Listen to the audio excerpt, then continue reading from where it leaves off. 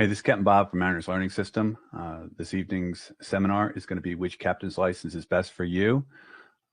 We're going to go through some introductions, give a couple more people a few more minutes to get here, and then we're going to get right into it. So as I said, my name's Captain Bob. I'm the owner of Mariners Learning System. We started our programs around 2002. Since that time, we've trained over 200,000 students to get their captain's licenses. Myself, also a power boater and a sailboater. And I've experienced 50-foot seas and survived. I've been held in Morocco against my will by the Moroccan government while cruising. And I've also nearly been boarded by some pirates. This evening, I'm joined by Samantha Clora. She is our VP of Operations, and she's the one who really makes things going here. She's going to be feverishly typing away, trying to keep up with all the questions that are going to be coming into us. As we're going through this tonight, you're going to be able to put your questions down in the bottom. You'll see a Q&A answers portion. The way the program is going to go is we're going to give you lots of great information. And then at the end of every one of the sessions or sections, we're going to stop. We'll ask some questions. I'll try to answer them to the best of my abilities. And then we'll move throughout the program. So that's what the plan is. Why don't we begin now? So tonight's journey, we're going to go through an introduction. We're going to discuss a little bit about what type of people become boat captains. And then we're going to talk about the main two captain's licenses. The first one being the 6-pack. It's also known as a charter boat captain's license. And the second one is a master's level license. That comes in 3 versions, a 25, 50, or 100-ton. Most people refer to it as my 100-ton license. Then there are a few endorsements that we can put on these licenses, one which is called the towing endorsement, the other is the sailing endorsement. And as the case with most seminars like this or webinars like this, at the end there'll be a special discount for anyone who sticks around that will try to make it worth your while. So with that said, why don't we get into it? So the first thing that we want to begin with is what type of people become boat captains? With the 200,000 graduates that we've had, we found that there's 4 basic categories that most people fall within. The first person, or the first, what we call a persona, is those people who are looking to earn money with their captain's license. They want to turn their passion of boating into a profit. The second is the recreational boater who's been out on the water for a while, and they realize that there's more that they want to learn. They are looking to improve on their seamanship skills or their understanding of the water. In many cases, this is a couple or a family who've been out on the water. Something has gone differently than they expected, and they want to know what the answers are more than just a coin flip. Then we have those boaters who are the family members, where the spouse or the partner has now said, I'm not going out on the water unless you take some sort of a course because you are not safe. And then the final category of our students generally are the boat owners who are looking to take tax advantages or lower their insurance costs. So those are the 4 basic personas. With us at Mariners Learning System, most of our students are recreation boaters who realize that there's more that they want to learn. We're not necessarily targeting just licensed captains or people who want to use their license professionally. Although 35% of our clients will use their license professionally, most are really looking for the education and the safety that comes from it. So these types of boaters, we have all sorts of different people who come in, scuba divers, boaters who want to improve their resume or become a licensed expert. We have both power boaters and sailboaters. And a large portion of our client base is retirees who are looking for a second career. They've just retired for whatever they were doing, and now they're looking to do something that they actually enjoy. So this is kind of the group of people that are generally taking our courses and looking to get their captain's license. Just to give you an idea of how that works out. So to sign up for this webinar, we asked a series of questions. Why do you want to get your captain's license?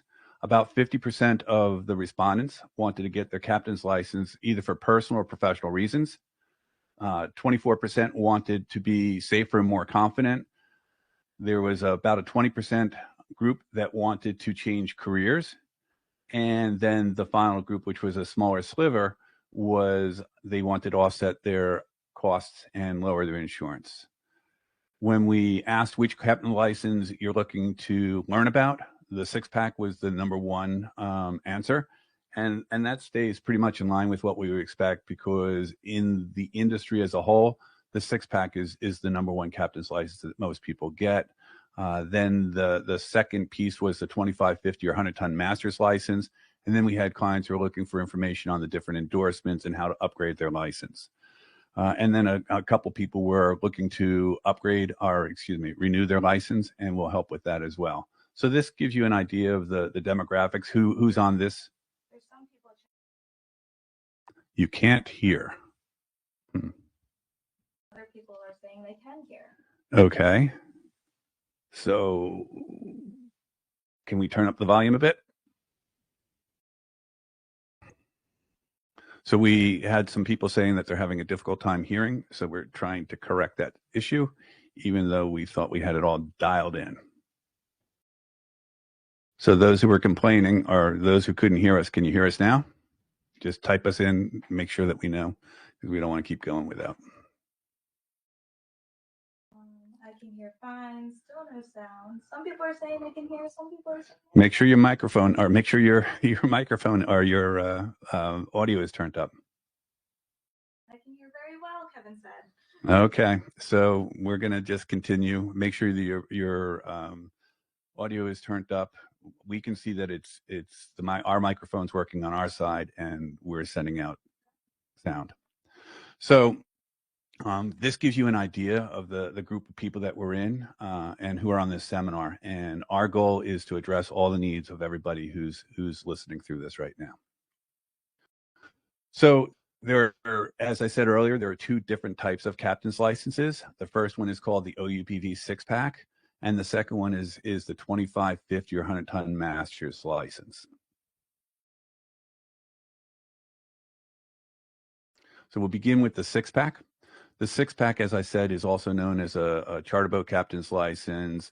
The reason people call it a six-pack is because you can take 6 paying passengers plus the crew out on the water. This is the perfect license if you're looking to offer fishing or sailing charters, if you want to become a certified instructor, or if you're looking to offer guide services commercially. This is the perfect license for you. The 6 paying passengers plus the crew. The thing about the 6 paying passengers with the crew, the Coast Guard's very specific with this. So we get questions from our clients all the time. I want to be a charter boat captain. What do I do if 7 passengers show up at my dock? Well, a lot of the clients, or a lot of the charter boat captains think, well, that's extra money for me. So what I'm going to do is I'm going to take that 7th person and assign them to make them my crew member. That's problematic because although a crew member does not need to be through a course, they do need to be in a drug testing program. So if that person shows up and they're not in a random drug testing program, a DOT, a Department of Transportation drug testing program, they cannot count as a crew member. So there's been several charters that I've run where clients have shown up with 7 people, and that would have put me over. And in my world, either somebody stays on the dock or the charter doesn't go off. And we've had both. We've had some times where people are very angry and they don't see what the issue is. And then we have others who are very understanding, and somebody will stay behind. It's the law. It'll cost your license if you go through the process and do get your captain's license. If you get caught, it's in excess of a $10,000 fine. So something that you do not want to have happening. So again, the six-pack's great for fishing and charters, sailing charters. If you want to be a sailing instructor, the Coast Guard requires that if you're a sailing instructor and you're on board the boat, then you need to be a licensed captain. So these are the perfect solutions for being a six-pack charter captain. The six-pack license is issued in 3 different forms. The first one is an inland license, which allows you to operate commercially on bays, sounds, rivers, and lakes. So those are what we would consider to be inland waterways. The next license is called a near coastal license. So this permits you to operate on both inland waterways as well as near coastal waters. Near coastal waters are considered to be up to 100 miles offshore. Now, as a general statement, the way that Coast Guard designates being in near coastal waters on the east and west coast, the Pacific and the Atlantic, as a general statement, this isn't accurate in every situation, but it's inaccurate in most. If you go outside an inlet and you go into the Pacific or the Atlantic Ocean, you've crossed what they call the boundary line. Once you cross that boundary line, that is now considered to be near coastal waters. It's a fictitious line. You're not going to see it. You're not going to see buoys or anything out there telling you that you've passed them. They are on charts. And if I were to make an example, if I was in the Northeast, if I went from, say, Montauk to Block Island, and then from Block Island to Newport, Rhode Island, everything inside or shoreward of that would be inland waters. Everything outside of that line, seaward, that would be considered to be near coastal waters. So we've had plenty of our clients who only spend time on the Long Island Sound, and they will get an inland license. Now, I can promise you, I've been on Long Island Sound, and I've got my butt kicked as hard on Long Island Sound as any ocean I've ever been in. However, in the Coast Guard's world, that is considered to be inland waters. Another large body that would be like that would be the Chesapeake Bay. So those are two large body of waters that if that's where you've got your experience, then you're going to get an inland license. Then we have one that's called the Great Lakes and near coastal. So the Coast Guard's interesting with the way that they designate the Great Lakes now. This is a change in the last 8 or 9 years. It could be 10 years. It could be 7 years. It's something in that range. That now the Coast Guard considers 1 day of experience on the Great Lakes is equal to a day in the ocean. So it's entirely possible to only have experience on the Great Lakes, submit your application, and the Coast Guard will issue you a near coastal license with what they call a Great Lakes endorsement. So what that means with the 6-pack, that you can go up to 100 miles offshore and you can still operate professionally on the Great Lakes. To operate professionally on the Great Lakes, you do need to have time and experience on the Great Lakes to be able to run charters professionally. So those are the 3 different versions that the license is issued in. You've got the inland license, which is for bays, rivers, and sounds. You've got the near coastal license, which covers you for both the bays, rivers, and sounds, and also in the ocean up to 100 miles offshore. And then finally, you've got the Great Lakes, which is good for up to 100 miles offshore and operate commercially within the Great Lakes. Now, with the Mariners Learning System programs and our courses, the courses are all written the same. The license will actually be issued to you based on where your boating experience is. So you don't have to worry about taking a near coastal course or a Great Lakes course or an inland course. The license will be issued based on your experience. So although the boating experience on each of these licenses is slightly different, there's not major differences. For instance, we'll go over that in a moment. So you need to be a minimum of 18 years old to get a 6-pack license. You can start the program when you're 16 or 17, but to get the license itself, the license to be issued, you need to be a minimum of 18 years old. We hear the question all the time, what is the upper range? We've literally had clients who were 94 when they got their license. So there's no upper stop. It's only on the lower end, and you need to be a minimum of 18 years old. With the OUPV 6-pack, the charter boat captain's license, you are not required to be a U.S. citizen. However, you need to have a green card, or you need to have a work visa for the United States. This is non-negotiable. This is a rule, and this is a requirement. So for the 6-pack, you do not need to be a U.S. citizen, but you do need a green card or a working visa. We hear Canadians all the time. Well, I have a home in the U.S. and I come down in the wintertime. unless you have a green card or a working visa, that's not going to help you. So the primary reason for this is the Coast Guard. The only reason in the Coast Guard world that somebody would want a captain's license is they're going to use it commercially. If you don't have a green card or you don't have a working visa, that means you don't have a social security number. If you don't have a social security number, then the Coast Guard or the government cannot tax you for the services that you're rendering. So that's how this stuff all goes together. So on the six pack, you also need a minimum of 360 days worth of boating experience. 90 of those days need to be done in the last 3 years. The Coast Guard calls that recency. So with your boating experience, it can go all the way back to your 16th birthday.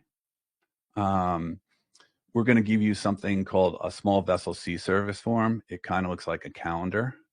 On each calendar month, there's 4 slots. These slots represent years of your choice. So if I were doing my sea service form now, June of 99, I was about 8 days. June of 2000, about 6 days. June 2001, I was about 12 days. Do I know that to be factual? No, but I owned a boat during that period of time. Close enough for these purposes. So it's basically a best guess. The Coast Guard's not looking for, I was out on a boat with Bill and Joe and Sam, and we were here, and this is what we did. They're not looking for an official logbook. If you have a logbook, that's great. That'll help you fill out the information. But the small vessel sea service form and the Coast Guard recognizes that it's literally a best guess. The 90 days in recency. So what they want to be careful of, let's say that when I was younger, I spent a lot of time on the water. And now I'm 60 and I want to get my captain's license, but I haven't been on the water in the last 20 years. That's the Coast Guard's going to realize and recognize that I don't have enough recency or recent time on the water to be competent and safe to be a licensed captain. So that's where you need a minimum of 90 days in the last 3 years. With regards to those days, the Coast Guard considers 4 hours out on the water to be 1 day. Again, in a 24-hour period of time, I can claim just 1 day. So if I go out at noon and I come in at 8 p.m., that counts as 1 day. But if I was to go out at 8 p.m. and come in at 4 a.m. the next day, that can be counted as 2 days. So it's really important when you're doing this, a minimum time to count for a day is 4 hours. If you own your own boat, you can sign off your own time. So again, with that small vessel sea service form, it's literally a best guess and it's an honor system. If you're on friends or family boats, they can sign that time off for you. If a question that we get all the time is what happens if I spend a lot of time with my dad and when I was younger and he is now passed, but my mom is still around. If the owner of the boat's not with you any longer, it's very, very difficult to count that time. If you're part of a boating club or if you did charters in the British Virgin Islands or someplace like that, the company that you chartered the boat from, they can also sign off your time. So again, just to review on the minimum time requirement, you need a minimum 360 days on the water. 90 of those need to be within the last 3 years, and 4 hours counts as a day. Then the next piece to this process is you need to pass a physical and a drug test. Let's go into that just a little bit further. So with the physical, this is a DOT, a Department of Transportation physical. It's very similar to all the physical that all the truck drivers have to take. So there's going to be a physical examination. During this physical examination, you're also going to have a vision test. So the vision test, if you wear glasses, that's not a disqualifier. When I was getting my license, I've since had LASIK surgery, but when I first got my captain's license, if I didn't have my glasses on, I couldn't see my toes. And I was still able to become licensed. So as long as it's correctable, the fact that you have glasses is not a disqualifier. The one piece with the vision test that a lot of people don't understand is they think that, so some people are colorblind. There's a large portion of people out there who are colorblind who think that because I'm colorblind, I can't get my captain's license, or that's what they've been told while sitting in a bar at the local dock. The truth of the matter is, if I am colorblind, so for instance, myself, I'm color deficient to red and green. There's those red circles with the numbers. I can't pass that. But there's also something called a Farnsworth lantern test, which is a series of lights that are put in line that I can pass.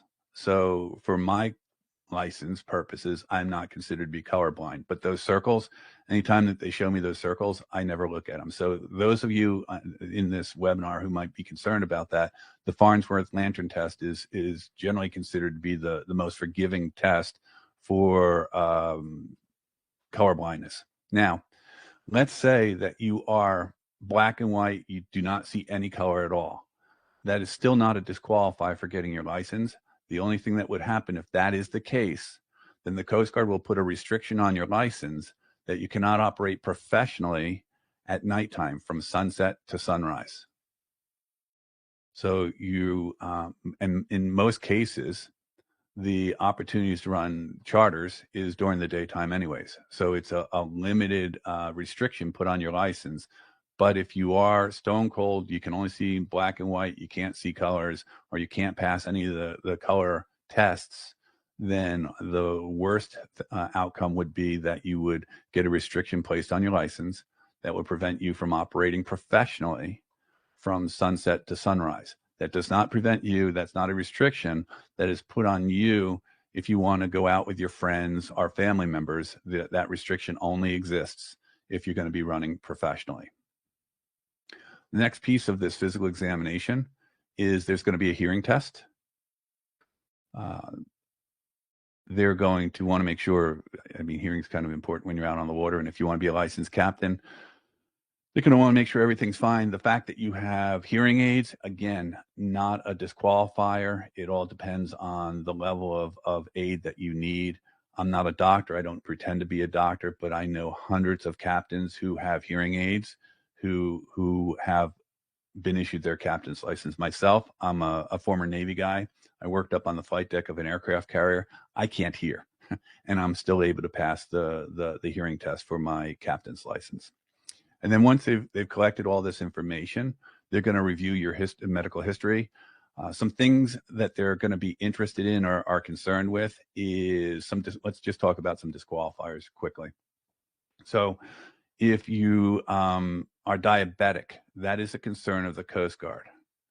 So if you're type 2 diabetic, that is not a disqualifier as long as your A1C is below 8.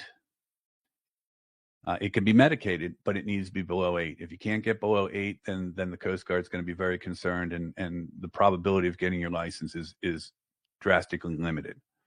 Let's say that you had a heart stent or a problem with your heart. Let's say you had bypass surgery or you had a stent. In the early days of this, I actually knew a client who had his heart replaced, and he was still able to pass a physical. If I have a stent, or I've had a bypass surgery, then the Coast Guard is going to want me to go through a period of a minimum of 18 months without any issues. Nobody tinkering with my heart, nobody else opening me back up or changing my batteries or doing anything else that might be necessary to keep me alive. So the first requirement is I would have to go 18 months. I would need a letter from my cardiologist saying that I'm healthy and that they see no reason for me to not be able to get my captain's license based on that procedure. And if they're really concerned because of your other medical history, they may require a stress test.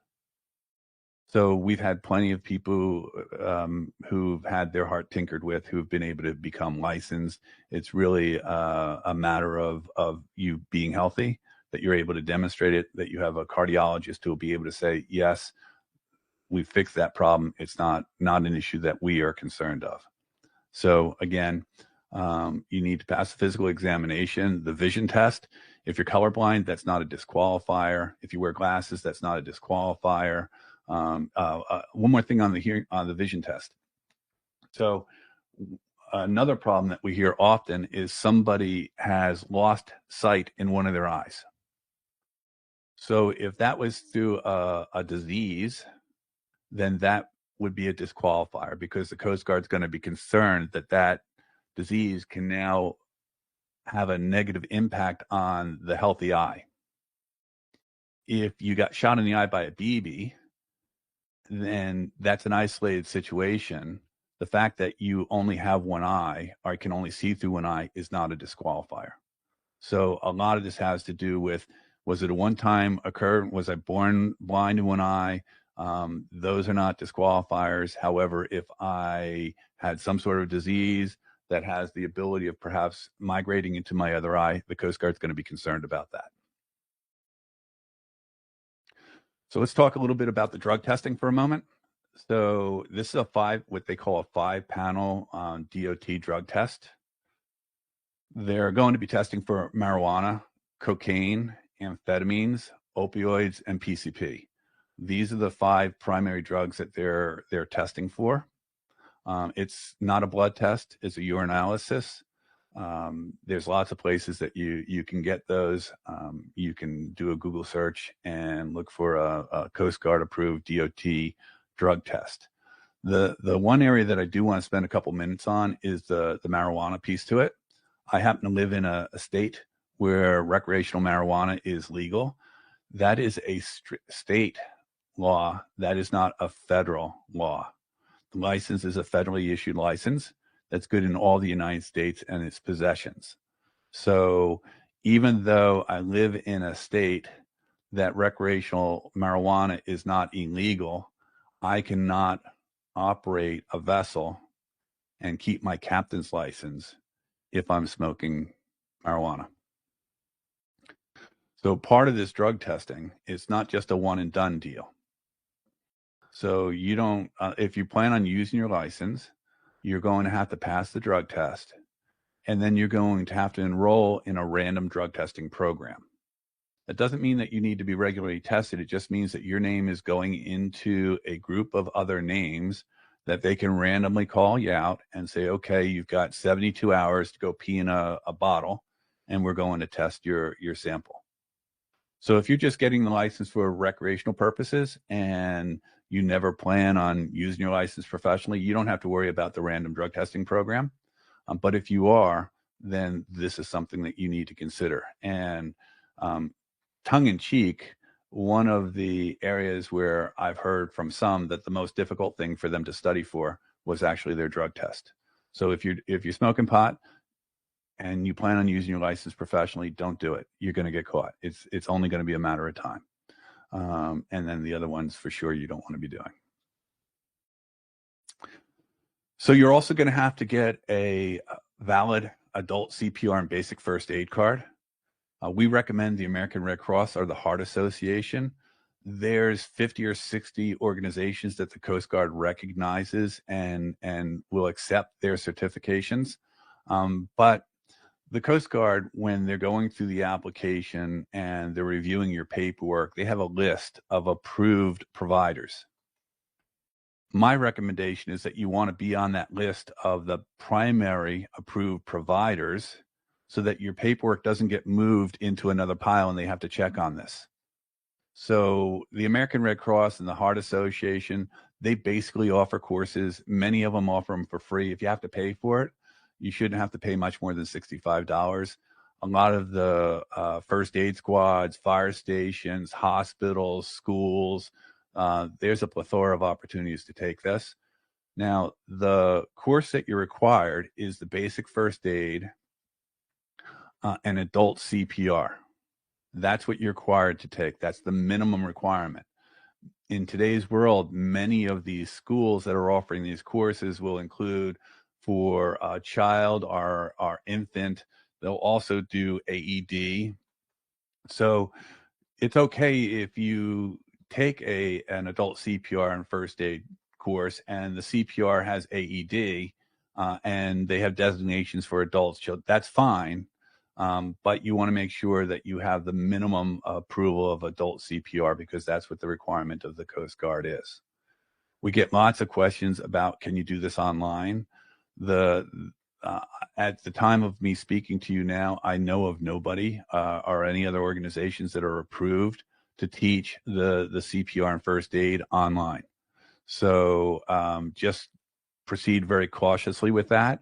A lot of people make a lot of claims. If they make a claim that it's an online course that's approved by the Coast Guard, and I'm not saying that they're not out there, I'm just unaware of them. If they do make the claim that they are approved by the Coast Guard, they're going to be posting that very, very proudly. And they're going to have documentation from the Coast Guard that they're going to be able to back those claims up. If they can provide that information with you, or if their card says Coast Guard approved and they give you something called a CFR.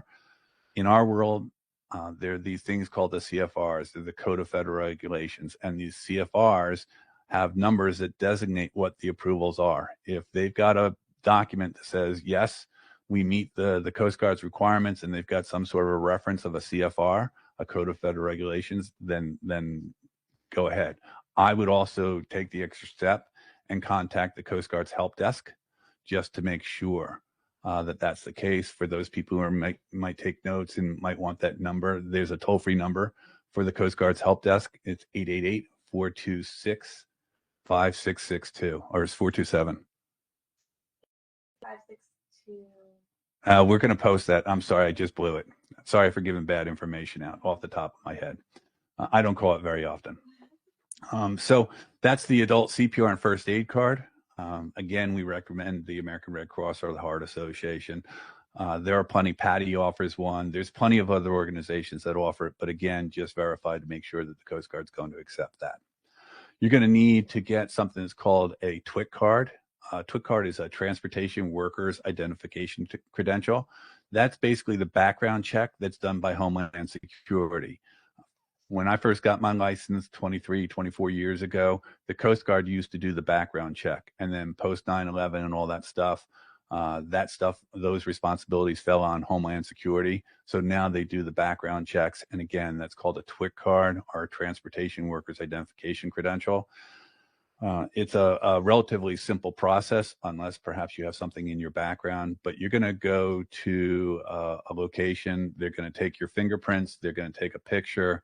And then they're going to process it to make sure that you're able to meet the security requirements of the Coast Guard for getting your captain's license. If you've got one of those quick boarding passes at the airport, you're going to go to the basic same location, TSA, and they're going to issue the card for you. And then finally, you need to what we recommend is that obviously you take the Mariners Learning System OUPV 6-pack course. We recognize that there's lots of schools out there, that you've got lots of choices. My goal in this particular seminar or webinar was not to do a rah Mariners. It's really just to give you information so that you can make an intelligent decision. How that works out, we're happy to be part of the process. I just want to give you a little bit of background as to what brought me into the industry that I think is important. When I got my license, I had just got done sailing around the world. As I said earlier, I do both power and sail. I got fortunate when I was 38 years old. I sold a company for a fair amount of money. I met James Taylor up in Martha's Vineyard. After sitting with him for a little while, he invited me out on his brother's catamaran. Although I didn't like his brother's catamaran the next day, I did like the idea of sailing around the world, the sun, the moon, the stars, and all that other stuff. So I got my license, took 2.5 years, came back, or I sailed around the world, got back. I wanted to get my license. And I went to a very well-known school that basically when I sat in the class, all they did was taught us the answers to a test. And I can promise you that school wasn't very kind to me when I was younger, but not only did I want to know the answers, I wanted to know the hows and whys. And every time I raised my hand and asked them, why is this the right answer? They would basically tell me to shut up and sit down. And if I answered it differently than what they told me, then I was going to get the question wrong. So I sat through that, and I'm a numbers guy. I'm an entrepreneur. I'm a numbers guy. And I sat there, and there was $16,000 sitting in this class. We happened to be in Lakehurst Naval Air Station, and downstairs there was a bar, and we were in some really rickety room upstairs, going through the class, and in between each break, the instructor was going down doing shots, which didn't sit well with me because I was hanging on for dear life. When I got my license, or when the course was done, I went to take my test and they charged me $95 for taking the test. I found that problematic because I told the instructor, well, I paid for the course. And he said, exactly, you paid for the course. Now you're going to pay for the exam. And it was at that moment I decided that I was going to come into the industry. And the epiphany that I had is, how about if you pay me for an education and I actually provide it for you? So I would say that that's one of the single largest differentiators with Mariner's Learning System versus most of the schools that are out there, is we really do focus on the hows and whys and not just the becauses. We want you to pass the exam, but we want to make sure that you really understand the information. It's one of the reasons why we don't charge a fee. Any school that charges it's very common for schools to charge $95 to get your captain's license. If I'm a school that charges $95 for the exam, then as a business owner, I'm using that exam as a profit center. I might not want you to pass that test the first time because I might want you to come back a couple more times and give me some more money. So with our process, it's very clear. It's in our best interest to make sure that you're very well prepared to take the exam and pass the exam. And we're so secure about this, we actually offer a pass guarantee that if you take our program and you do not pass it on the first try, we'll reset everything, give you another access to it for an additional period of time, and we will not charge a fee for that. That's all part of our program. So those are some of the differences, just really quickly on Mariners for a 1-minute commercial on what we do and how we set ourselves apart. So now that you've done your CPR, first aid, drug test, and physical, you've now got your time on the water. Remember, a day on the water counts as 4 hours. You need a minimum of 360 days on the water, 90 days in the last 3 years. So now that you've got all that, it's now time to apply for your captain's license. In the old days, the Coast Guard would require you to take all this paperwork and send in originals. In today's world, they're not looking for originals. They're actually looking for things to be emailed. So you're going to take all that paperwork and all those certifications that you have, your sea service and your application, you're going to scan it in, and you're going to make a PDF file, and you're going to email it to the Coast Guard, what they call the National Maritime Center. So it's going to end up at the National Maritime Center. The National Maritime Center will charge $145 to process the paperwork. That's what the application is going to cost you. We're going to go into the cost of a license a little bit more in a few moments, but that's the initial cost to play the game with the Coast Guard. Once you've submitted it, your application is going to be reviewed to make sure that you meet all the requirements. They're going to check your security. They're going to make sure that you get the proof of citizenship. If necessary, they're going to make sure that you, with the 6-pack, that you've got at very least a green card, your medical history, your boating experience, all the other things that we just discussed. If your application is not complete, there's going to be delays, and the delays can be great because, again, you went from the pile of where we're processing your paperwork to the pile that you don't want to be in, which has problems. Once they've reviewed that and everything's cool, this is what a license looks like in the bottom right-hand corner of your screen. That's what they look like today. Now you're considered to be a licensed captain.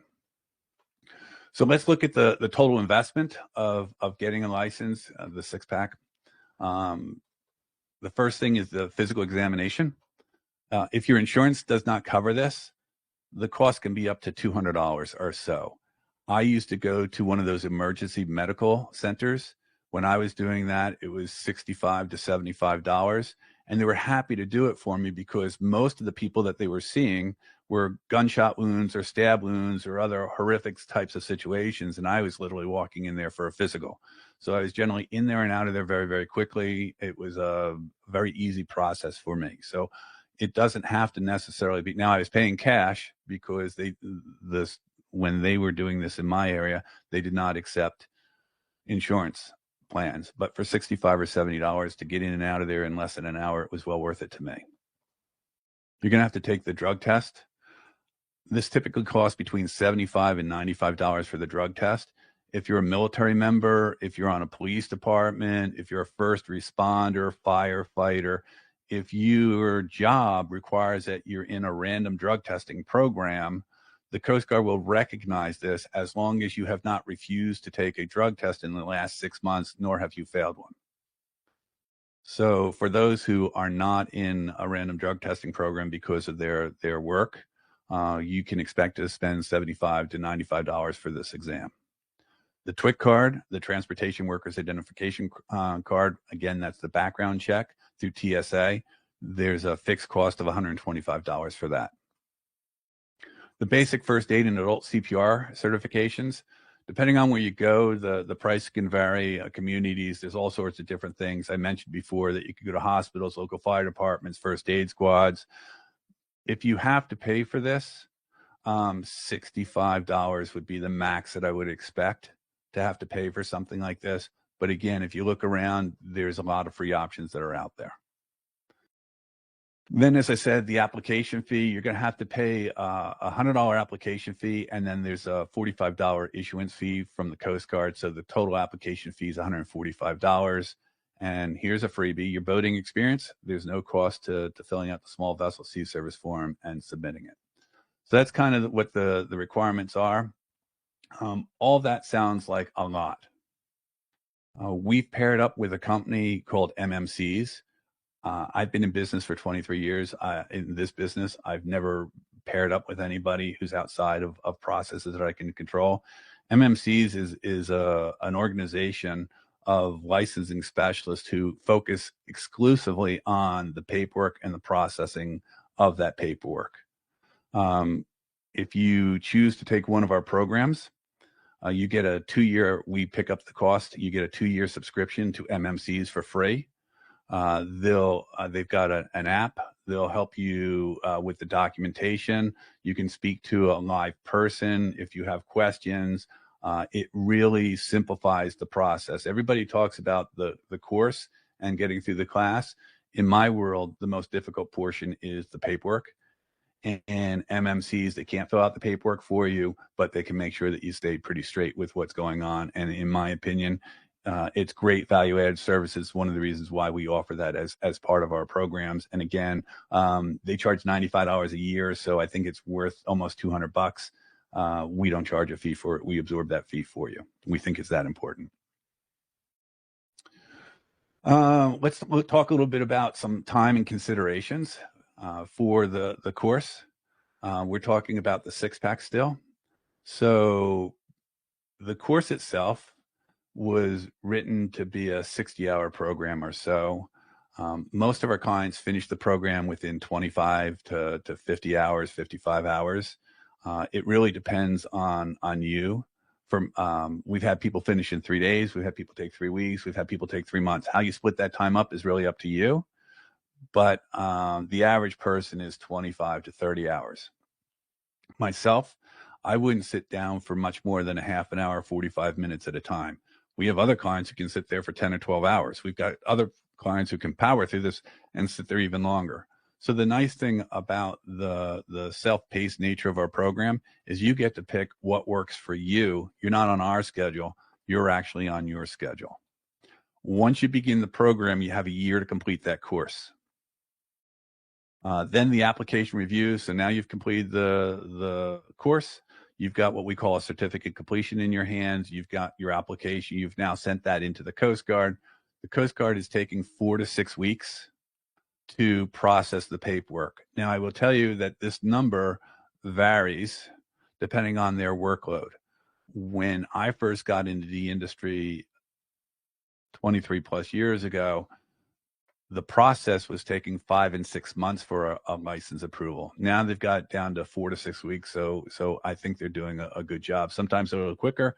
Sometimes they're a little bit longer.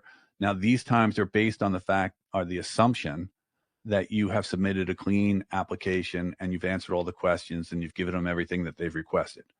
If you send in an incomplete application or there's information that they've requested that you have not provided for them, then is going to be greater than 6 weeks for sure. No question at all. So your total investment, you're probably looking at spending $850 to $1,000 to get a captain's license, someplace in that ballpark. And that includes the course, the exam, the application and the additional requirements. So if you are setting up a budget, if you allow yourself about $1,000, you should be in a good position with your financial expectations. So that's the six pack. Let's stop for a moment. I'm going to ask Sammy right now. She's been typing away feverishly over there, so I'm sure there's a few questions that I'm going to have to address. What kind of questions do you have for us, Sammy? What can they count towards their boating experience? Okay, so the question is, what type of boating experience counts towards a captain's license? So you do not need to be actually running the boat. You just need to be physically present on the boat.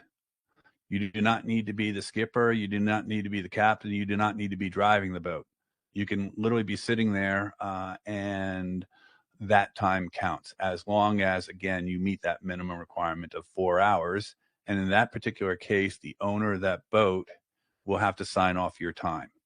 Now, just some advice when you're asking for an owner to fill out your sea service form, and I do this as well. When I was taking people out, I was doing live-aboard courses. I had people who worked on my boat who were looking to get additional time on the water. If you spent time on my boat, I'm happy to sign off the time for you, as is the case with most licensed captains. And again, you don't have to be a licensed captain to sign off the boat. That just happened to be the situation that I was in. If somebody called me and said, Captain Bob, I spent 3 weeks on your boat. I'd like you to sign off my sea service form. I'm happy to do it, but fill out the sea service form for me. Don't expect me to fill out that sea service form. If you say, well, just send me that sea service form, it's never going to be done. But as long as you fill out a sea service form for me and it's representative of the time that you actually spent and all I really have to do is sign it off, I'm more than happy to do it. But I'm not working for them. And if they are not willing to put that time in, I'm certainly not willing to put together a sea service form for them. So when you're requesting people to do that, it's always easier to just say, hey, I've taken the time to fill out the sea service form. Would you mind signing this? And again, in my particular case, and most captains that I know, as long as the time that you put down on that sea service form is represented the time that you spent on my boat, I'm more than happy to help. Don't have their own boat. What are other ways they can claim time? Sure. So the next question is, if I don't have my own boat, how can I claim time? So it's not uncommon for somebody to work on a fishing boat as a mate. Or if you live in a popular city that's on the water, if you look at those booze cruises, or if you look at those schooners that are going out for a couple hours, or other sorts of commercial vessels, it's not uncommon for somebody to donate their time in exchange for the experience on the boat. So that's another way of getting time on the water. For those clients who are those people who aren't looking to purchase a boat, if you're part of, say, the Freedom Boat Club or any of these other boating clubs, that time can count as well. And the final question that we have is, what about my military time? So military time, the question is, does my military time count towards the boating experience requirements for a captain's license? The answer is it depends. So for instance, myself, I fixed jets on the flight deck carrier. Although I was on the Midway, and at that time it was the forward most deployed vessel, that we were never in port for more than 10 days at a time. And I spent nothing but time out on the ocean because I was not part of what the ship's, I was an Airedale, and my time on the water did not count. However, if I was a boatsman's mate, or if I was doing officer of the watch, or other things that was associated with ship's company, then that time can count. Now, the interesting thing with the military is if you are a boatswain's mate or a quartermaster or somebody who is part of the deck department, that time can count, but the Coast Guard will only give you 60% of your time. So if you've got 100 days out on the water, the Coast Guard will only count 60 of those towards getting your captain's license. And the same thing is true if you're, even if you're in the Coast Guard and you are a full-time guy or gal out on the water for the Coast Guard, they will only recognize 60% of that time towards getting your captain's license. That's what we got for now. Let's see where we go.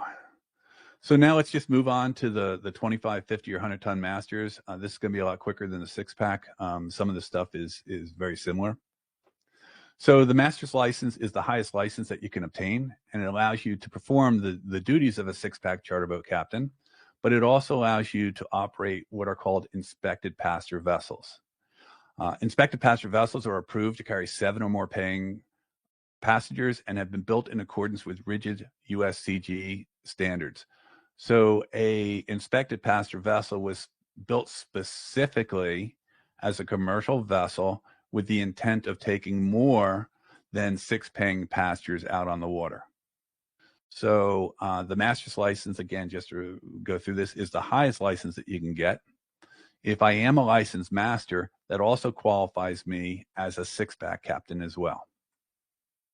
And the inspected passenger vessels, those are, again, going back to those CFRs that I discussed earlier. The CFRs tell you specifically where that boat can run. It can tell me whether it's daytime operations or nighttime operations. It can tell me what waterways. It'll tell me the number of crew members I have to have on board the boat, the type of safety equipment that I have on the boat. So inspected passenger vessels are much more rigidly controlled. And again, they are generally built specifically for commercial purposes. It has not so much to do with the size of the boat, but what the purpose of that particular boat might be. Some of the opportunities with a master's license is whale watching or going out and doing offshore, looking at the city and things like that.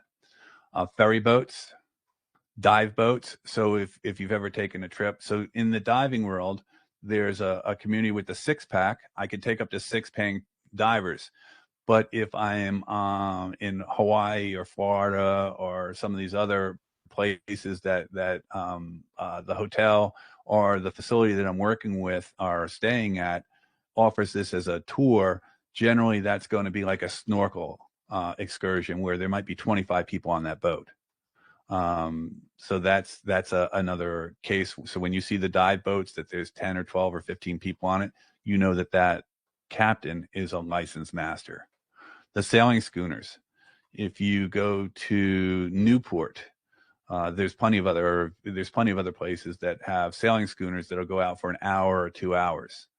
Those are generally commercial vessels that are in the business of taking more than 6 paying passengers out. So on those sailing schooners, that would be another opportunity. And then harbor tours. That would be another area where if you're taking more than 6 paying passengers for hire, you're going to need to have a master's level license. The master's license is issued very, very similar to the six-pack. You've got the Great Lakes, you've got the inland and the near coastal waterways. Very, very similar. The primary difference here is for the near coastal waterways outside the boundary lines. Remember, on the east or west coast, if you go outside the inlet as a general statement, you've now crossed that boundary line and you're in near coastal waterways. With the six-pack, you are good for 100 miles offshore. For the master's near coastal license, that's good for 200 miles offshore. So that's one of the primary differences between the six-pack and the masters. In near coastal waterways, the six-pack is good for 100 miles offshore. The master's level is good for up to 200 miles offshore. The master's license comes in 3 versions. Just to back up a little bit, the six-pack is good for vessels up to 100 gross tons. 100 gross ton at a six-pack level could be a 40 or 50-foot boat, depending on how it's built. The master's is a little bit different, is that it's issued in 3 different versions, a 25, a 50, or 100-ton license. Again, it's all the same program. It's all the same course. The license is going to be issued to you based on your boating experience. So let's say that you had experience on a 14-foot center console boat with a 20 horsepower engine. That will qualify. Experience on that size boat will qualify you for a 25-ton master's license. Both the amount of sea service and time on the vessels will influence the license that you're going to get. So again, it's not based on the course that you take. It's really based on your experience and the size vessels that you have experience on. So the Masters comes in a 25, 50, or 100 ton. The six pack just comes in up to 100 gross tons. The primary reason there is the Coast Guard's managing risk. With the six pack, it's good for up to 100 gross tons because there can only be 6 paying passengers on that boat. The Coast Guard considers that to be a minimal amount of risk. On a master's level license, it could still be a 25 ton license, but there could be 20 people on that boat. So the Coast Guard's concerned about those sorts of options. With the master's level license, you're not required to cycle through the licenses one at a time. So you don't have to start with a six pack to get to a 100-ton master's or a master's license at all. If you qualify for a 25-ton master's, then that's the license that you're going to be issued. If you qualify based on your sea service time for 100-ton masters, then that's the license that you're going to be issued. So you don't need to start at the six pack. You can come in at the level in which you qualify for. Now, with that said, let's say that you begin and you get your six pack because you're just looking for the education, the safety that comes from this. And then over time, you realize, well, wow, I might want to open up some opportunities by getting my master's level license. We do have an upgrade path. So it's not a one and done situation. If you've got a six pack, we have an OUPV upgrade course that will take you from a six pack to a master's level license. And as long as we're on this, I don't really have a slide on this, but we always tell people to get the license, the highest license that they can qualify for. Myself, when I got my license, I was getting it for recreational purposes. It was really just a crowning event for me. It was one more feather in my cap. And I was sitting in a bar in Annapolis, Maryland. I ran into a guy who happened to be a licensed captain. And I told him, I said, oh, yeah, I'm going to start getting my captain's license. He said, I would go for the highest license you can get. I said, you know, I just retired. I really have no real need for the license. I'm just going to get the six pack. He said, Bob, he said, do yourself a favor, get the highest license you can qualify for, which was the master's level license. There's something called local knowledge. When I run into somebody who's got local knowledge, whether I'm boating or somebody's speaking about a topic that they have a lot more information on than I do, I listen to what they said. So I went, I got my license, I got my master's level license, never thinking I was going to use it because, again, I just sold my company for a fair amount of money. I never thought I'd work again. Back in another bar, I don't have a drinking problem. These stories just revolve around a couple of times sitting in a bar. And I run into a couple who just purchased a boat. We were in Miami or Annapolis. They bought a boat that was in Miami. They wanted to have it brought up to Annapolis for Thanksgiving to show their family, brought back down to Miami, and then into the Caribbean. This was a week after I got my license. 3 days after I met these people, I was on their boat. A year after I had my license, I made $110,000 doing boat deliveries. Now, the reason I tell this story is that although I was moving their boat and the Coast Guard did not require that I have a license because I did not have paying passengers on the boat, I was literally being a delivery captain. The insurance company would not have insured me if I did not have a master's level license.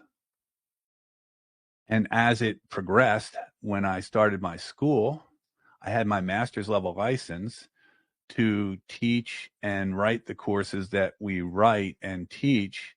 I have to have a license that's appropriate for the size courses license that you can get from my courses. Again, I didn't have to go back and get my master's level license because I was already a licensed master. And then finally, for the purposes of work, and there's nothing wrong with the six pack, so don't hear me saying something I don't intend to say because I'm not saying that. But on my business card and on my professional shirts, they say Captain Bob, USCG licensed master. From a marketing and a sales perspective, telling somebody that I'm a licensing master, that is very influential when it comes down to them making a decision as to which captain should they go with for wherever they want to spend their money or whatever they're looking to do. So again, with the master level license or any of these licenses, you do not need to start at the six pack level. If you qualify for 100-ton masters, you can go directly there. So for each one of these licenses at the master's level, the minimum requirements are similar. There's a couple little changes. We're just going to go through these a little quickly because they're similar to what we've already discussed before. So for the masters, one of the big changes is you need to be at least 19 years old. So with the 6-pack, you can be 18. For the masters, you need to be 19. You are required to be a U.S. citizen. So if you've got a green card or a working visa, you will not qualify for a master's level license unless you are a U.S. citizen. We've had plenty of students who began as resident aliens, or they had their green card, and now they had gone through the naturalization process and became a U.S. citizen. They were able to upgrade their license later on down the road. So again, with the 6-pack, it's not a one and done situation. If you get additional experience, or if you choose that you want to upgrade to a master's level license, if you're 19 years old and you're a U.S. citizen, those are the primary qualifications. You're going to need that minimum 360 days worth of boating experience. 90 of those days need to be in the last 3 years. The Coast Guard calls that recency. No big change here. One of the changes, without getting too complicated, is with the 6-pack, remember, you need a minimum of 360 days worth of experience. 90 days need to be within the last 3 years. That's all true. For the 6-pack, to get a near coastal license, out of those 360 days, 90 of those days need to be in the ocean or outside the boundary line. At the master's level license, if you want that near coastal license, that's good for up to 200 miles offshore, you're going to need a minimum of 720 days worth of boating experience, 360 of which need to be in the ocean. So a little bit of difference. Now, with that said, 720 days in the ocean is a lot of time, 720 days worth of boating experience, 360 days in the ocean is an awful lot of time. So the primary license that most of our clients have issued, if they're going for the master's level license, if I can show the Coast Guard that I have a minimum of 360 days, 90 of those days were done in the last 3 years, and out of that total time, 90 were done in the ocean, or outside the boundary line. If I take the master's level licensing course, I will get a dual purpose license. I will get an inland master's license with an OUPV near coastal endorsement. And what that means is that I'm a licensed master. I can take unlimited people on inspected passenger vessels on inland waterways, and I can still run 6-pack charters offshore. So that's the license that many of our clients end up with. Again, that's a dual purpose license. That's an inland master's with an OUPV near coastal endorsement. And again, that allows you to be a licensed master. You can claim that you're a licensed master, and you can still run 6-pack charters up to 90 miles, up to 100 miles offshore. You need to pass a physical and a drug test. The physical and drug test is no different than what we went over with the OUPV 6-pack. You still need the CPR and basic first aid card. Those are the same. The TWIC card, the Transportation Workers Identification Credential, that is exactly the same. And either you need to complete the master's program, or you need to complete the OUPV upgrade to master's. The way that we do it is we break the master's course down into 2 sections. The first portion of it is for the OUPV 6-pack. The second portion is for the master's. Together, that will get you 1 license.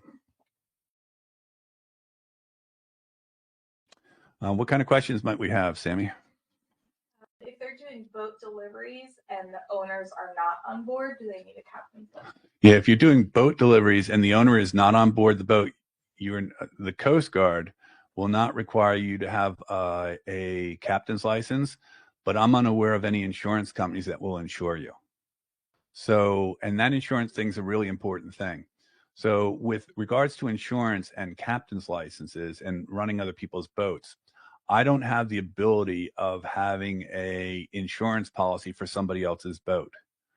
If I'm moving somebody's boat as a delivery captain, I need to be put on their insurance policy through a rider. Now, something I learned very early in my career is when I'm talking to owners and I say, did you put me on your insurance policy? They all say, yeah. unless they give me a document or I get an email from their insurance carrier that says that I have been put on their insurance policy, that a rider has been made, I am physically active on their insurance policy, I won't take that boat off the dock. The riders are generally $50, $25, $100. They're not very, very expensive. But again, it's most insurance companies. And when an insurance company, if you're going to be a delivery captain, you should have this up front, is they're going to want to have your resume. Now, they don't care about your work resume. What they do care about is your boating resume. So if you're a delivery captain and you're going to be moving people's boats, if the insurance company says, oh, I need your resume, I need a copy of your license, and you say, oh, let me put a resume together for you, that may not go the way that you want it to. But if you say, oh, no problem at all, I've got one right here, do you accept the PDF file? And you're able to email it to them immediately, that's going to make them feel a whole lot better about the situation. So generally speaking, I don't care how much experience you have, most insurance companies will not insure you to move a boat or be a delivery captain unless you have a captain's license. So it's not the Coast Guard that's going to dictate that to you. It's going to be the insurance companies. And then a final question we have is, if somebody lives in a state up north and then they move down to Florida, can they use their captain's license? Sure. So the question is, if I live in the north and I move down to Florida or any place else in the United States, does my captain's license count? So the answer is yes. So the license is not a geographical range. The 6-pack is a domestic license that is good for all the United States and its possessions. So let's say that I get my license in New York and then I retire down in Florida. That license is as good in Florida as it is in New York. Let's say that I go to the West Coast. It's equally good in California as it was in New York.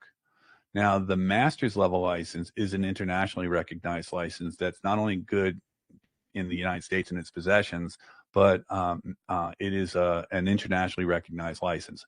Now, some of the other countries, they may have additional requirements, something called STCW, which is additional safety training on the water.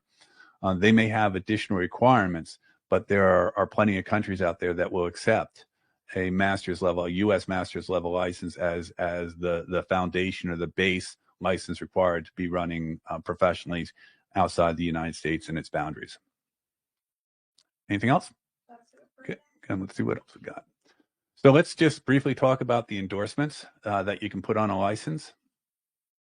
With the 6-pack and the master's level license, there's something that's called a towing endorsement. This is something that will allow you to engage in assistance towing for a fee. So if you think Boat US or Towboat US, all those guys and gals that are out there waiting at the inlet for people to run aground, and when you see 4 or 5 of them in an area, you should know that there's something wrong with that particular area because they plan on collecting you. For those types of jobs, you're going to need a towing endorsement. Now, if I'm out on the water and I see somebody broken down and I'm not going to charge a fee, I can go over and I can help them without having a towing endorsement. But if I plan on doing this as a career, as something that I want to be charging a fee for, I'm going to need a towing endorsement. It's a relatively quick class. It takes the average student about 4 hours to complete our online program for the towing endorsement. There are no additional requirements. You don't have to have experience towing somebody, or you don't have to work commercially or any of those other things. It's a relatively easy thing to have put on your license. And the towing endorsement can go on both a 6-pack or a master's level license. And again, the towing endorsement is specifically built out there so that if you want to operate commercially and charge a fee for helping people back to the dock, or if they're aground, or if you want to be giving them fuel or things like that, this is called commercial assistance towing. There's a difference between a towing endorsement and a tugboat. So a tugboat is pulling barges and other large vessels. This is a towing endorsement is just for, it's almost like the AAA of the water. That's how I would line it up, is if somebody's got problems and they need somebody to come out and help them and assist with them, That's the towing endorsement. And again, a towing endorsement is very different than operating a tugboat commercially, which this does not do. And then you have something called a sailing endorsement. This goes back to those schooners that I was talking about. A sailing endorsement is required if you're going to be running a sailboat with more than 6 paying passengers on it. So it's going to be an inspected passenger vessel. So there's going to be something called a COI, a certificate of inspection, which means that that boat was built out to the requirements of the Coast Guard to be an inspected passenger vessel. The COI is very, very important, and they're issued every year. So now I'm on a commercial sailboat that's certified to take more than 6 paying passengers out. If I want to put that 7th person on board, or 8th or 9th, or whatever the limitations on that particular boat, I'm going to need something called a sailing endorsement, and it's auxiliary sailing endorsement. Again, just like the towing endorsement, it's a 4-hour course. Very, very simple. You are required, though, there is an additional requirement that 50% of your time that you're claiming for your license has to be done on a sailboat. So I can't be a power boater and say I want a sailing endorsement because I've never been on a sailboat. That's not going to work out for the Coast Guard. So 50% of your time that you're claiming has to be on a sailboat if you want a sailing endorsement. Now, myself, going back to that local knowledge stuff, when I was talking to the person in a bar, again, I never planned on using my license professionally. I got the master's license. I also got both my sailing and my towing endorsements on it. I've never once used the license that was issued to me at the level that it was issued to me, but I've gotten lots of opportunities and lots of jobs just because on my resume, it shows that I have a master's level license with both a sailing and a towing endorsement. So I've never used it professionally, but professionally it's gotten me a lot of opportunities. And I'm not trying to upsell you at all. I'm just trying, for those people who are thinking from a commercial standpoint, it's much easier to do the paperwork once than do the 6-pack and then do the master's upgrade and then add a towing endorsement and then add a sailing endorsement. That's much more cumbersome than making that decision up front by saying, I'm just going to go for a master's license with a towing endorsement, or I'm going to go for a 6-pack with a towing endorsement. You don't need to get it. And again, I'm not trying to sell it. Just think it through, that if you do think there might be a commercial application for your license, whether you choose to go to Mariner's Learning System or you choose to use another organization, I would strongly recommend that you consider your options there. Any more questions? Somebody's wondering, can the towing endorsement be attached to an OUPV or only a master?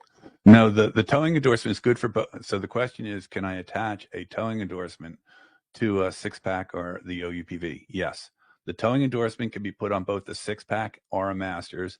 The sailing endorsement is only good for a master's level license. The reason for that is the 6-pack is good for both power and sail. So there's no designation. If you have a 6-pack license, you can run both power and sailboats. It's only at the master's level. Remember what I was saying earlier about the Coast Guard managing risk. I've got less than 6 paying passengers on board the boat. The Coast Guard considers that to be a minimum risk. So if you get your 6-pack license, that's good for both power and sails. There's no difference between the two.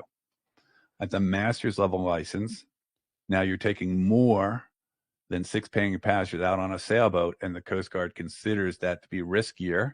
So 50% of your time on that boat has to be done on sailing.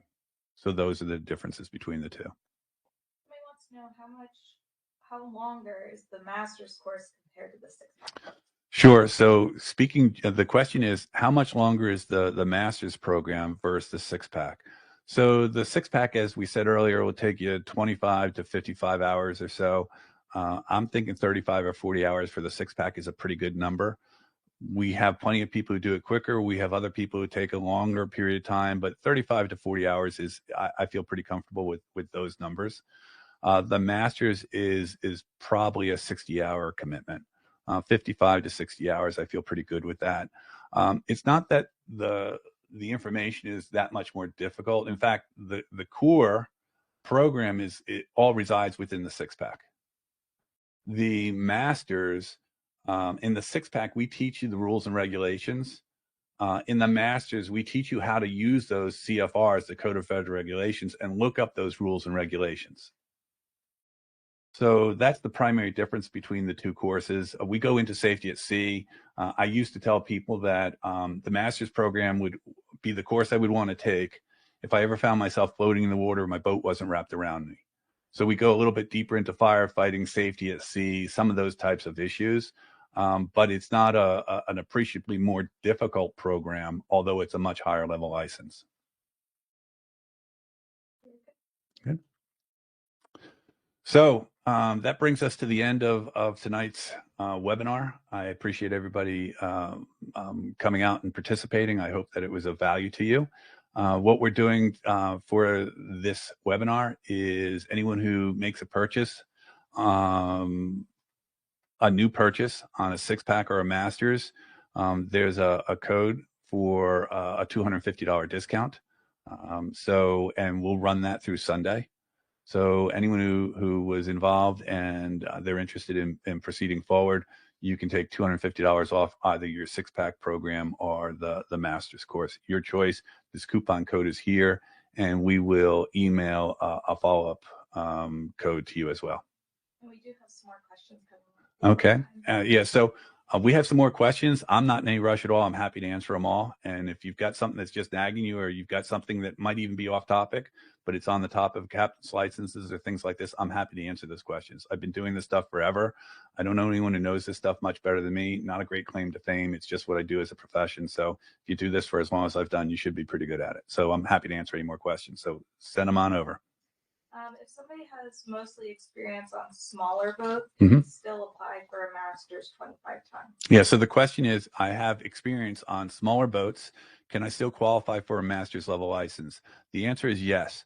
So you're not going to find this in the CFRs, but this is what I've learned over the years through experience. If you've got experience on a 10-foot boat with a 20 horsepower engine, the Coast Guard's going to give you and you take our course and you meet the minimum time requirements, you're going to qualify for a 25-ton Masters license.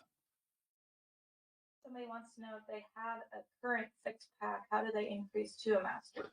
So the question is, I have a 6-pack license. How do I upgrade my license to a Masters level? So we offer a program that's called the OUPV Upgrade to Masters. It should take you 15 to 20, 25 hours to take. There's no chart plotting. There's no rules of the road. It's relatively simple. And once you complete this, we'll give you a certificate of completion. You submit an application that you want to upgrade your license to the Coast Guard. And once they review it and approve it, they will reissue your license at a Masters level. How long is the captain's license good for? The question is, how long is the captain's license good for? Once the license is issued, it's good for 5 years. So now the Coast Guard doesn't send out a reminder, and they're always changing these rules. But generally speaking, if you go 5 years and a day, you didn't lose your license, but you can no longer use your license.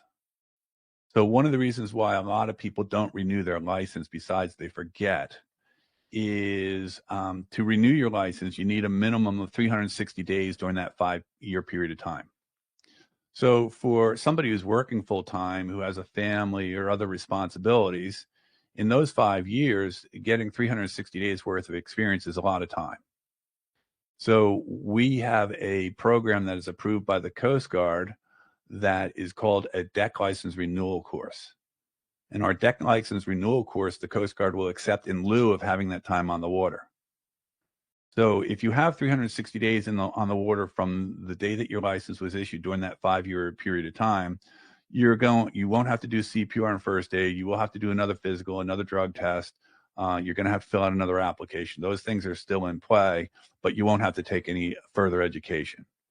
In the event that you don't have that minimum 360 days over that 5-year period of time, then we have that deck license renewal course that when you take that, we'll give you a certificate of completion. You submit that with your renewal package to the Coast Guard, and they will reissue the license for you. Now, remember, license is good for 5 years. It's not good for 5 years and a day. So if your license expired, you do not want to be running professionally on an expired license because the fines are great. Somebody wants to know if they have a 6-pack with towing endorsement and they came across somebody that needs to get towed in, and that boat has more than 6 people on it. Can they do it? Yeah, so it's a good question. I've never heard that question before, but that is a good question. So the question is, I have a six-pack license and I have a towing endorsement, and there's a boat that is in need, and there's more than six paying passengers on, or there's more than six passengers on that boat. Can I tow them? Absolutely. You're not responsible for the number of people on that boat. That's not a commercial operation where you were paid as a licensed captain. You've got your towing endorsement. You can move more than six people on a boat. Good question. That's the first time I've heard that one. Sailing skipper certificate. I'm assuming it's international. Yeah. And they count it towards a six-pack. Yeah, so the question is, I have a sailing skipper certificate. We're going to assume that that's an international license from Europe. Does that, the certificate doesn't count. The programs and the courses that you took to get that certificate do not count towards a captain's license. However, the time that you use to qualify for that level skipper's license does count. So, and we hear a similar question. I'm in the Coast Guard. I am required to take a rules of road course. Can I skip your rules of road portion of your program? No. The Coast Guard requires that any approved school, that you complete the entire course, which includes chart plotting, navigation general, what we call deck safety, and deck general, and also the rules of the road. So in the case where I have an international license, your schooling will help you get through our courses easier because you should have some sort of familiarity. Navigation is navigation, chart plotting is chart plotting. There shouldn't be a lot of changes there. But the certificate that you use in those courses won't work towards a U.S. license. But the time that was spent and was documented to get that certificate, that time will count. In fact, most of my time when I was sailing around the world, most of my time that I used for my license wasn't done in the United States. So that's another piece to this. Your time on the water does not need to be in the U.S. for a U.S. license. That's not a problem at all. No. Would a master's license help them charter boats in the BVI's and Bahamas? Yeah, so the question is, if I get my master's license, will it help me charter boats in the BVI or the Bahamas? It's not going to hurt you. Most, if you're working with the moorings or one of those, there's a bunch of them. I just used that one. I don't have any association with the moorings, but they are good. They do a fair job at least. Will my license help? So generally, those, if you're going to be chartering a boat at one of those resorts, they're going to want to see your boating resume. So I would be asking them, instead of putting together my boating resume, will you accept my U.S. captain's license? And most will say yes. And in fact, I would take it a step further, and I would ask if there's any additional discounts because I'm a U.S. licensed captain. So their risk is a little less, because one could make the assumption that you have a better education than most of the people who are chartering those boats. I spent a lot of time in the BVI, and I was on my own boat, and anytime a charter boat came anywhere near me, I changed where I was, because there was a good chance they were going to probably hit me. So it looks like we have two more questions. Okay. If somebody has ADHD and is also taking medication, how is this going to impact them on testing and then getting their captain's license? Yeah, so the question is, I have ADHD and I'm on medication. How's it going to work out for me with my physical and the requirements of the Coast Guard? I'm going to defer that to the Coast Guard's help desk because, again, I'm not a doctor. I do know people who have had issues that have become licensed, but the Coast Guard is very, very concerned about the type of medication that you're taking and the restrictions that they may cause. So I don't want to say no, but I would recommend that you talk to the National Maritime's Help Center. And if they say, yeah, you're cool, I would make sure that they email that to me. Don't just, when you're talking to the Coast Guard or the National Maritime Center, I always strongly recommend that you do it through a chat, or if they tell you something, that they send something in writing. Because if you go through, you talk to somebody at the NMC and they say, sure, you got no problem, and now you apply and the Coast Guard comes back and says you have a problem, you're not going to be able to say that, oh, I spoke to this person, they said I was cool. No, you want to have it in writing. And that way you've got some sort of a path And you can say, well, wait a minute, this is what I was told. This is what they based their decision on.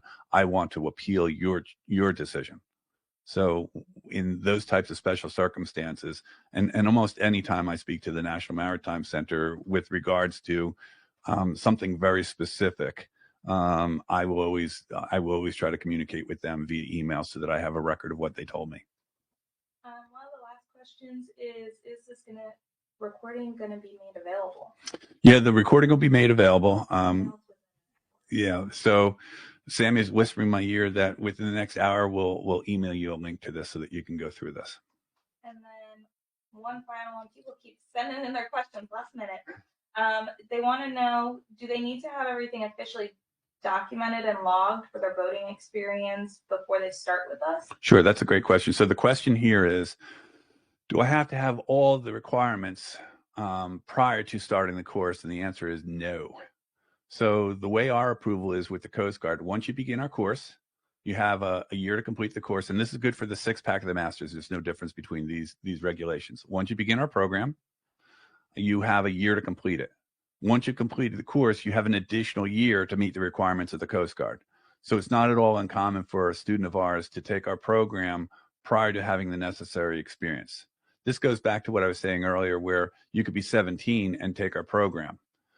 So if you were 17, you could take our program on your 18th birthday. You can now make the application and proceed forward. So probably the majority of our clients, in fact, we tell most people don't do any of the CPR, first aid, drug test, or physical until you're either done or almost done with our program.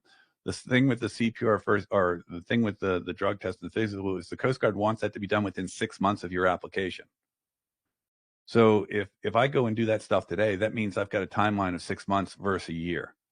So you can go to most doctors and you can get in, generally speaking, pretty quickly. So we generally recommend, especially with the physical and those sorts of things, not necessary to do up front. You don't have to have the time on the water. Again, you have, and that 1 year period of time doesn't begin when you purchase the program. So let's say that you take advantage of the discount right now, but you're not going to start the program into the fall or whenever. It doesn't matter to us.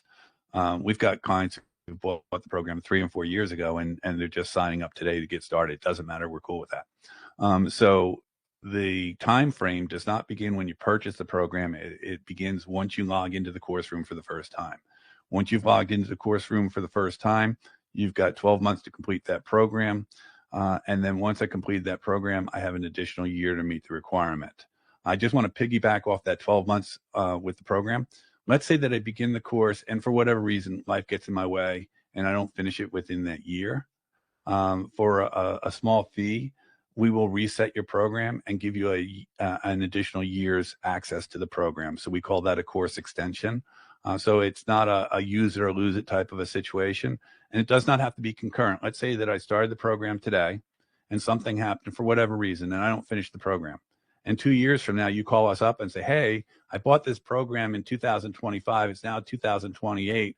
I'd like to get started on it again. Not a problem at all. We'll reset your program and get you going for whatever the fee is at that moment in time. I think it's $125 or something around there. Okay, one last question. All right, so we got one last question and then we're done. What do we got? Somebody said they have the U.S. Coxswain. Okay. Mm-hmm. How similar is that to our program? So the question is, I've just completed a program to become a coxswain, and how similar is this to? So you've been through some. My understanding of becoming coxswain is that that's a pretty robust program. You've been exposed to a lot of things, and depending on where that certification is coming from and whether it's commercial or not, there's a lot of elements that I don't know about this question. But assuming that it's a commercial level, that's a pretty heavy duty program. You're going to find the 6-pack or the master's level program to be a piece of cake. It's not going to challenge you very much, and you're going to be very familiar with a lot of the things that we go through. All right, everyone, thank you so much. I appreciate it. We'll send out the link within the next hour so that you have access to this if you'd like to go through it. You can always email us. You can call us. And let's go. I'm sorry. So if you want to contact us, our phone number is 303-0664. We're on the East Coast, but we have people answering the telephones after 10 o'clock at night. So we pick up the phones at 9. What time do we go to? So if you call us on the East Coast, we're available. We have people answering phones from 9 a.m. to midnight. So we're here. Our web address is marinerslearningsystem.com, and our customer service at Mariners Learning System is our email address. Any way that you want to contact, let us know. We're genuinely out here. We really do care about what we do, and we really do want to make sure that you make the best decision when you're going through this process. Obviously, we hope that you go with us.